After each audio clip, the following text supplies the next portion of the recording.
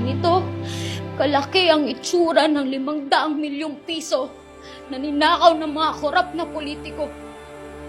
Kung napunta sana to sa amin, kaya sana nitong magdagdag ng halos 5,000 hospital beds para sa mga pampublikong hospital.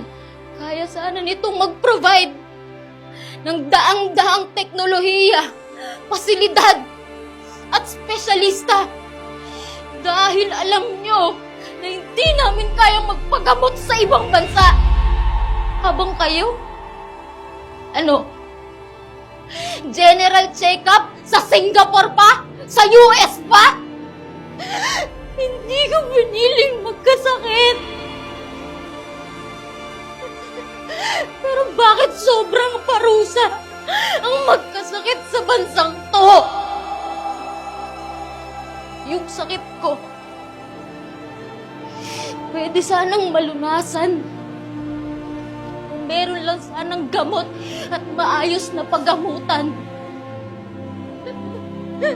Pero pagdating ko ng ER, ang sinabi sa akin, wala daw gamit, wala daw gamot, wala daw bakanting kama, walang doktor, lahat na lang wala. Patayin niyo na lang ako! Ang masakit, alam kong may pondo para dito. Pero ninakaw na. Kaya imbis na gumaling ako, araw-araw na lang akong natatakot. Kinakabahan kung aabutin pa ba ako ng bukas. Dito sa Pilipinas, ang mahirap na pasyente, hindi na pinapapili kung lalaban pa o hindi na. Kasi madalas, wala na talaga kaming laban.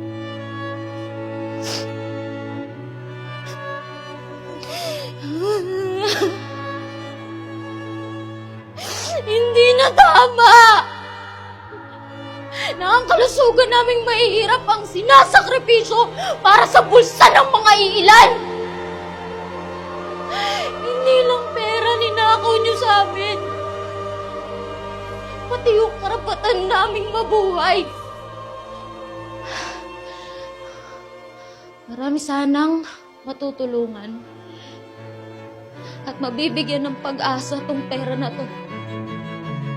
Pero hindi yun nangyari dahil ito ay binulsa at ninakaw. Ngayon tanong ko sa'yo, hindi ka pa rin ba galit?